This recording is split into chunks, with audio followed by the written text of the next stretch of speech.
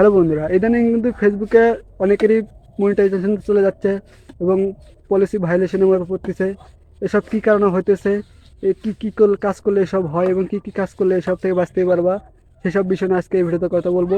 অবশ্যই ভিডিওটা মনোযোগ সহকারে দেখবা। ভিডিওটি একটু স্কিপ করো না, কিন্তু তাহলে কিন্তু বুঝতে পারবে না। চলো বন্ধু, ভিডিও শুরু করা যাক। প্রথমে বলি, ইদানিং কিন্তু ফেসবুকে আপডেট চলতেছে। আপডেট চলার কারণে কিন্তু অনেকের ফেসবুকে মনিটাইজেশন চলে যাচ্ছে, পলিসি ভাইলেশন ইস্যুর মধ্যে পড়তেছে। কোন কোন পেজ এসব মনিটাইজেশন চলে যাচ্ছে এবং পলিসি ভাইলেশন পড়তেছে সেটা বলতেছি। প্রথমত, যারা কপি কন্টেন্ট নিয়ে কাজ করেন তাদের কিন্তু মনিটাইজেশন চলে যাইতেছে। ইতিমধ্যে কিন্তু অনেকে চলে গেছে।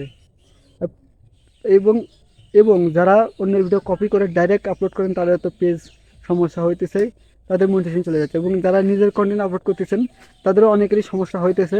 তবে সেসব সমস্যা ভালো হয়ে যাবে, সমস্যা নাই। তবে রেগুলার কাজ করেন, ভালো হয়ে যাবে। কিন্তু যারা অন্যের ভিডিও কপি করেন তাদেরকে বলতেছি, তোমরা অন্যের ভিডিও কপি করো না। অন্যের ভিডিও কপি করার কারণে কিন্তু ফেসবুক মনিটাইজেশন চলে যেতে এবং ফেসবুক কিন্তু পেজটা ডিলিটও করে দিতে পারে অন্য ভিডিও কপি করার কারণে। আর এসব যাদের হয়েছে সমস্যা তাদেরকে বলতেছি, তোমরা যেগুলো মানুষ অন্যর ভিডিও কপি করা আছে সেগুলো ভিডিও সব ডিলিট করে দাও।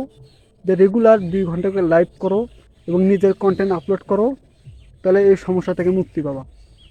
আর যাদের মনিটাইজেশন চলে গেছে তারা অল ভিডিও ডিলিট করে দেন, নতুন করে কাজ শুরু করো, লাইভ করো, তাহলে আর সমস্যা হবে না। আর আমি ফেসবুকের সকল ভাইদের বলতে, তোমাদের ফেসবুকে সফলতা পেতে চাও, নিজের কন্টেন্ট নিয়ে কাজ করো, নিজের ভিডিও নিয়ে কাজ করো, নিজের ইয়ে নিয়ে কাজ করো।